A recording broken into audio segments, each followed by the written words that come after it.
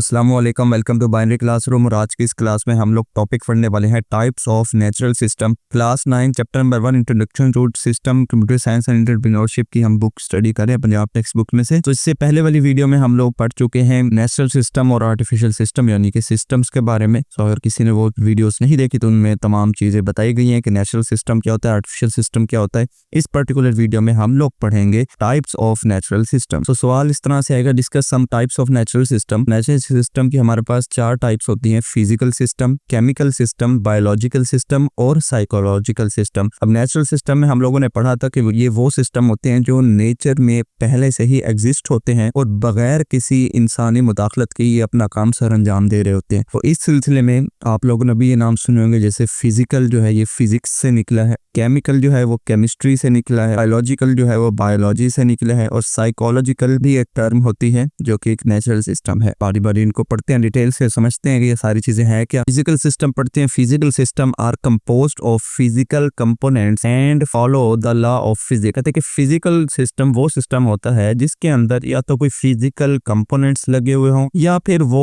कम से कम law of physics को follow कर रहा हो। लॉ ऑफ फिजिक्स क्या होंगे? जो कि फिजिक्स के किताबों के अंदर जो भी लॉज लिखे होंगे वो लॉज ऑफ फिजिक्स होंगे। उस लॉज को फॉलो करते हुए कोई चीज अगर नेचर में आपको दिखाई दे रही है, इट मीन्स कि वो एक फिजिकल सिस्टम है। This system include tiny particle. ये सिस्टम छोटे पार्टिकल्स पे भी मुश्तमिल हो सकते हैं। कैसे? जैसे कि एटम है, as well as large object, या फिर बड़े पार्टिकल्स पे भी मुश्तमिल हो सकते हैं जैसे कि प्लैनेट हैं, स्टार्स हैं और गैलेक्सीज हैं जो कि आपके नेचर में एग्जिस्ट करती हैं, सारे लॉज ऑफ फिजिक्स को फॉलो करती हैं। फॉर एग्जाम्पल हाइड्रोजन गैस, ये अब एग्जाम्पल बता रहे हैं हाइड्रोजन गैस की, is form when an electron, proton and neutron combine according to the law of physics. अब कहते हैं कि ये हाइड्रोजन गैस है ये तब बनती है जब इलेक्ट्रॉन, प्रोटॉन और न्यूट्रॉन, ये जो एटम के 3 एलिमेंट्स होते हैं, कहते हैं कि ये कंबाइन होते हैं according to law of physics. वैसे कहने को तो ये केमिकल प्रोसेस है हाइड्रोजन गैस वाला, केमिस्ट्री में ही ज्यादा पढ़ाया जाता है, बट यहाँ पर वो बात कर रहा है कि ये कंबाइन हो गए according to law of physics. तो उस प्रोसेस को ये बोल रहा है कि ये भी एक फिजिकल सिस्टम है। जैसे कि यहाँ पर हाइड्रोजन के जो आइटम है वो कंबाइन होंगे। किस तरह से कंबाइन होंगे? जो इनके कंबाइन होने के लॉज होंगे, कैसे वो कंबाइन हो रहे हैं, वो लॉज ऑफ फिजिक्स की बुनियाद पर हो रहे होंगे। तो दैट्स व्हाई हम इसको इंक्लूड करते हैं फिजिकल सिस्टम में। इसी तरह हमने ये लार्ज ऑब्जेक्ट वाला देखा, जैसे प्लैनेट स्टार हो, आपको पहले से मालूम है कि हमारे इस पूरी गैलेक्सी में न जाने कितने ही स्टार हैं, कितने ही गैलेक्सीज हैं और सारा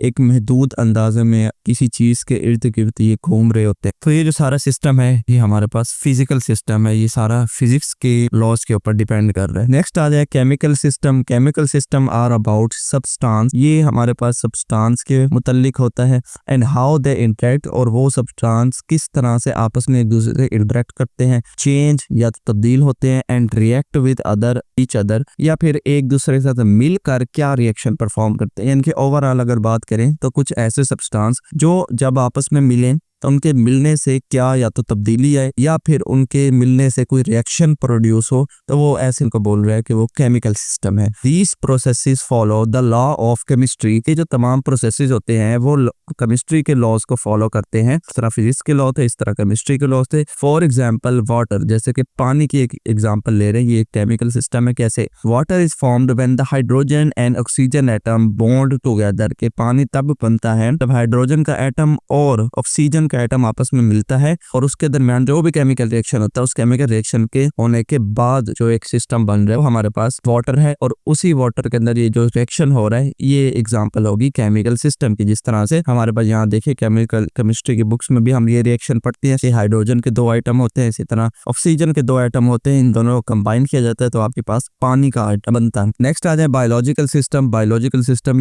ये ऐसी सिस्टम जो कि या तो लिविंग ऑर्गेनिज्म के बारे में हो एंड देयर इंटरेक्शन, या फिर उसके इंटरेक्शन के बारे में हो। They are governed by biological processes, और उसके अंदर कोई ना कोई बायोलॉजिकल प्रोसेसेस मौजूद हो। बायोलॉजिकल प्रोसेसेस कौन कौन से हो सकते हैं? जैसे कि ग्रोथ, कि वो एक चीज पहले छोटी थी, वक्त के साथ साथ उसमें ग्रोथ होती गई। इसी तरह रिप्रोडक्शन, के एक चीज से मल्टीपल चीजें जन्म ले रही हैं। एंड मेटाबॉलिज्म, के उस चीज का अंदरूनी कुव्वत मुदाफियत कितनी है। तो ये जो सारा सिस्टम होता है ये बायोलॉजिकल सिस्टम होता है। अब वन बाय वन इनको पढ़ते हैं। जैसे ग्रोथ के बारे में यहाँ पर लिख रहा है, it is the process by which organisms develop and mature over time, कि ये ग्रोथ एक ऐसा प्रोसेस होता है जो कि वक्त के साथ साथ डिवेलप होता रहता है और मैच्योर होता रहता है। जैसे यहाँ पर देखें पहली पिक्चर में, तो सबसे पहले एक छोटा बच्चा होता है। अब छोटा बच्चा जिसको कुछ नहीं पता, मासूम है, आहिस्ता आहिस्ता जैसे उसकी एज बढ़ती रहती है तो वो मैच्योर होता रहता है, उसको चीजों की समझ आने लग रही होती है, फिर वो उसकी बातों से भी दिख रहा होता है, उसके एक्शन से भी दिख रहा होता है।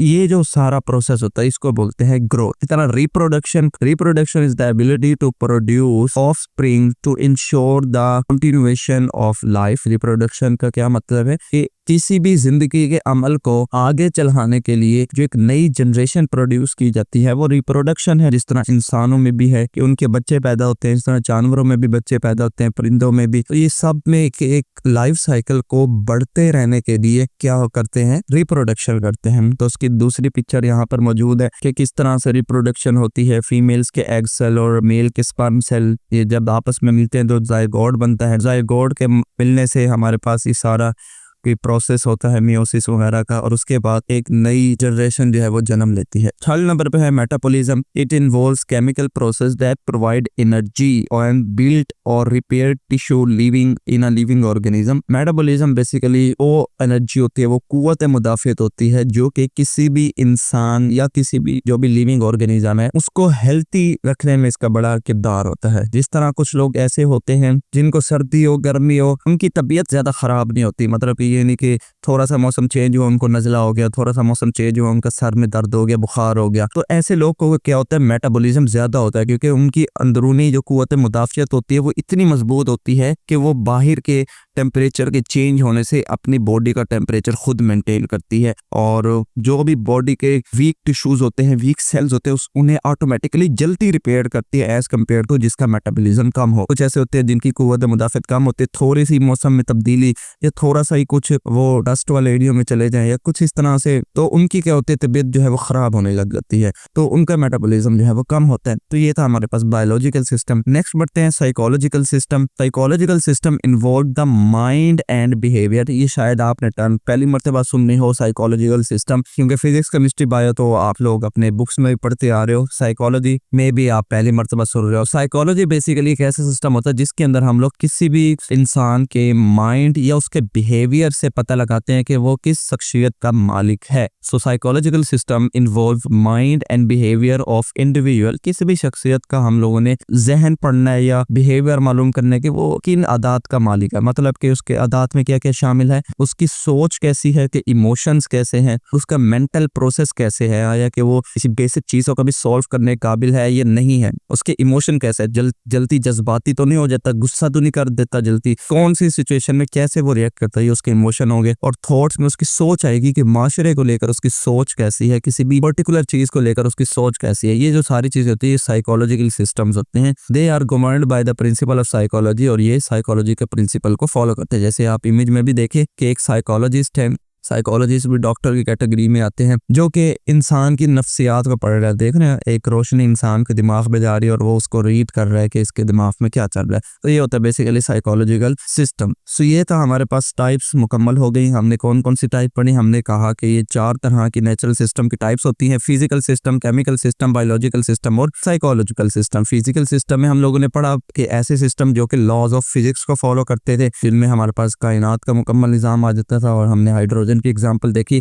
केमिकल सिस्टम में हमने देखा कि ऐसे सिस्टम जो लॉ ऑफ केमिस्ट्री को फॉलो करते हैं, जैसे हमने वाटर के रिएक्शन को देखा कि वाटर किन 2 एलिमेंट से मिलकर पानी बनाता है। फिर हमने देखा बायोलॉजिकल सिस्टम, जिसके अंदर हम लोगों ने कहा कि लिविंग ऑर्गेनिज्म में जो भी बायोलॉजिकल प्रोसेसेस होते हैं जैसे ग्रोथ, रिप्रोडक्शन, मेटाबॉलिज्म, इससे क्या कहा जाता है कि बायोलॉजिकल सिस्टम है। फिर हमने देखा साइकोलॉजिकल सिस्टम। साइकोलॉजिकल सिस्टम में हम लोगों ने देखा कि जब भी हम किसी शख्स के माइंड या बिहेवियर को टारगेट करते हैं, उसको जानना चाहते हैं कि उसकी सोच कैसी है, उसके इमोशन कैसे है, उसके मेंटल प्रोसेसिंग कैसी है, तो हम लोग इस्तेमाल करते हैं लॉ ऑफ साइकोलॉजी। सो ये था आज का हमारा लेक्चर। आई होप आपको ये वीडियो अच्छी लगी हो। अगर ये वीडियो अच्छी लगी हो तो इस वीडियो को लाइक करते जाएं। चैनल को बगैर सब्सक्राइब किए देखना तो चैनल को भी जरूर से सब्सक्राइब करें। तमाम लेक्चर्स का लिंक आपको नीचे डिस्क्रिप्शन में भी या तो चैनल की प्लेलिस्ट में मिल जाएगा। अभी के लिए फिलहाल इस वीडियो में इतना ही, मिलते हैं किसी नेक्स्ट वीडियो में, तब तक के लिए अल्लाह हाफिज।